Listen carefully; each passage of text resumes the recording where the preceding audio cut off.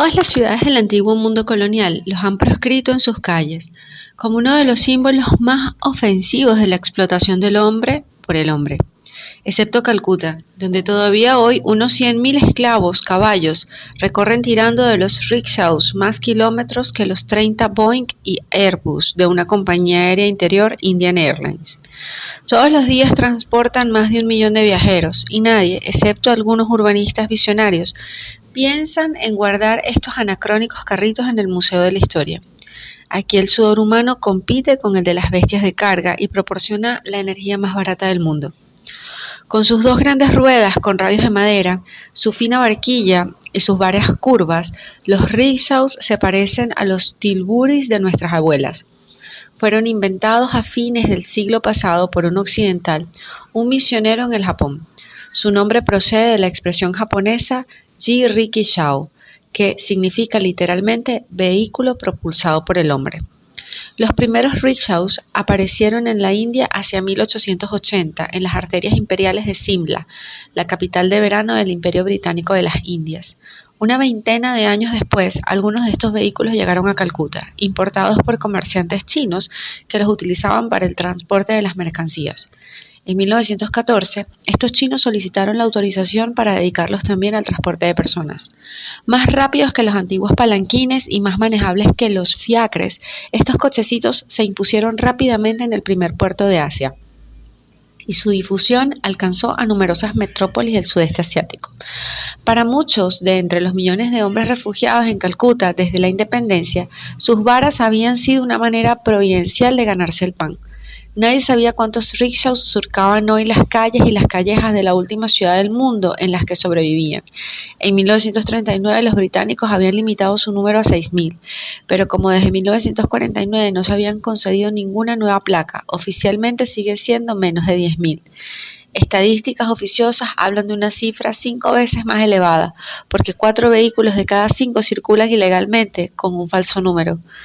Cada uno de esos 50.000 rickshaws permite vivir a dos hombres que se turnan entre sus varas de una salida del sol a la siguiente. El sudor de estos 100.000 forzados alimenta a otras tantas familias y se estima que en total casi 1 millón de individuos esperan de los rickshaws su plato cotidiano de arroz. Algunos economistas incluso han calculado la importancia financiera de esta actividad única en el catálogo de las profesiones: 4.000 millones de céntimos franceses, es decir, un poco más de la mitad del presupuesto de los transportes parisienses. Una parte no desdeñable de esa suma, alrededor de 100 millones de céntimos al año, representa el diezmo que pagan los que tiran del carrito a los policías y demás autoridades para precaverse de las múltiples persecuciones de que son objeto.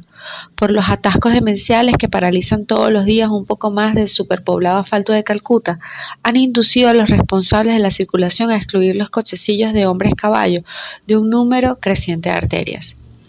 No hay como un buen vaso de Bangla para poner un tigre en el motor, exclamó Ramchander, parafraseando un lema publicitario que llenaba las paredes de Calcuta, y arrastró a su nuevo amigo hasta afuera. Demonios, es verdad, corroboró Hazaripal. Es como si uno se zampara 6 chapatis seguidos y un perol entero de curry de pescado. Hizo una mueca y se frotó el vientre. Pero con ese petróleo se oyen chapoteos ahí adentro. No era raro que se oyeran chapoteos. El brebaje que acababa de beber era una de las mixturas más infames jamás destiladas por los hombres en sus alambiques. Se llamaba licor campesino y procedía de una aldea situada al lado de los vertederos de Calcuta. Allí, a lo largo de todo el año, residuos de todas clases, vísceras de animales y jugo de caña fermentaban en grandes vasijas durante un mes en el fondo de una charca pútrida. La página de sucesos de los periódicos no cesaba de relatar los estragos de aquel alcohol veneno que causaba todos los años en la India tantas víctimas como el paludismo. Una única ventaja: su precio. Como no pagaban impuestos, solamente costaba 7 rupias, $1.10 la botella, 4 o 5 veces menos que el frasco de ron gubernamental más mediocre. Los dos amigos anduvieron un trecho juntos, pero Ramchander no tardó en ser llamado por una dama ya de edad, muy voluminosa, vestida con el sari blanco de las viudas. Hazari la ayudó a subir al rickshaw y Ram se alejó con su trotecillo. Al ver alejarse al carrito, el campesino pensó que su amigo tenía mucha suerte. Al menos él puede mirar a los otros cara a cara, tiene un trabajo, tiene una dignidad, mientras que yo soy como esos perros sarnosos que vagan por las calles. No existo. Antes de separarse, los dos hombres se habían citado para el día siguiente en la explanada de Park Circus, donde se cruzan los tranvías. Ramchandar había prometido tratar de presentar a su amigo al representante del propietario de su rickshaw. Con un poco de suerte y un buen backsheesh, a lo mejor te encuentro un carrito para tirar, le había dicho esperanzadamente.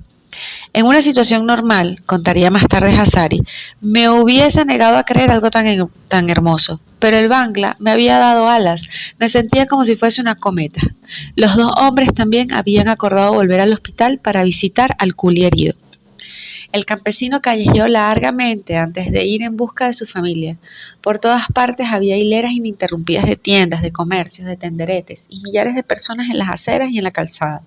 Hubiérase dicho que la mitad de la población dedicaba todo su tiempo a vender algo a la otra mitad. Había muchísimos objetos que yo no había visto nunca, como instrumentos para pelar las hortalizas o para sacar el jugo de las frutas. También había montañas de utensilios, de herramientas, de piezas mecánicas, sandalias, de camisas, de cinturones, de bolsas, de peines, de estilográficas, de gafas negras para el sol. En algunos lugares era muy difícil abrirse paso. Hasta tal punto había mercancías y personas que se apiñaban en la calzada. En una esquina compré varios zíngaras a un vendedor ambulante. Mis hijos se volvían locos por aquellas chuletas de legumbres, pero con 5 rupias no podía comprar muchos. Y tal vez hubiese sido mejor comprar varias raciones de arroz hinchado para toda la familia, pero cuando se tiene la cabeza y el vientre llenos de bangla, es disculpable que se cometan locuras. Ya era noche cerrada cuando reconoció por fin la avenida donde acampaban. Antes de llegar al trozo de la acera familiar oyó gritos y vio una aglomeración. Temiendo que hubiera ocurrido alguna desgracia a su mujer o a alguno de sus hijos, echó a correr. Era la vecina que prorrumpía en aullidos. Tenía la cara llena de sangre y huellas de golpes en los hombros y en los brazos. Su marido había vuelto borracho perdido. Habían reñido y él la había golpeado con una barra de hierro. La hubiera matado de no haber intervenido unos vecinos. También había golpeado a los 2 niños. Luego había cogido sus cosas y se había ido maldiciendo a los suyos y gritando que los entregaba a las garras de los demonios. La pobre mujer se encontraba ahora sola en la acera con 2 niños de corta edad y otro en el vientre, además de un hijo encarcelado y una hija prostituta. A veces hay motivos para maldecir a nuestro karma, pensó Hazari. Afortunadamente, sus 2 hijos mayores habían podido traer como fruto de sus búsquedas entre los desperdicios del Barra Bazar unos pedazos de calabazas y de nabos. Estaban muy orgullosos de su hazaña, porque había tanta gente hurgando entre los montones de basura que los descubrimientos útiles eran raros. Su madre pidió prestada a la chula de la vecina para preparar una sopa que compartieron con ella y con sus hijos abandonados. También compartieron los buñuelos. Nada mejor para calmar la pena y el miedo que una buena comida, sobre todo cuando se vive en una acera y no se tiene una chapa de metal ondulado ni una tela encima de la cabeza. Aquella noche las 2 familias se apretaron un poco más para dormir. Solo un pobre puede necesitar a otro pobre.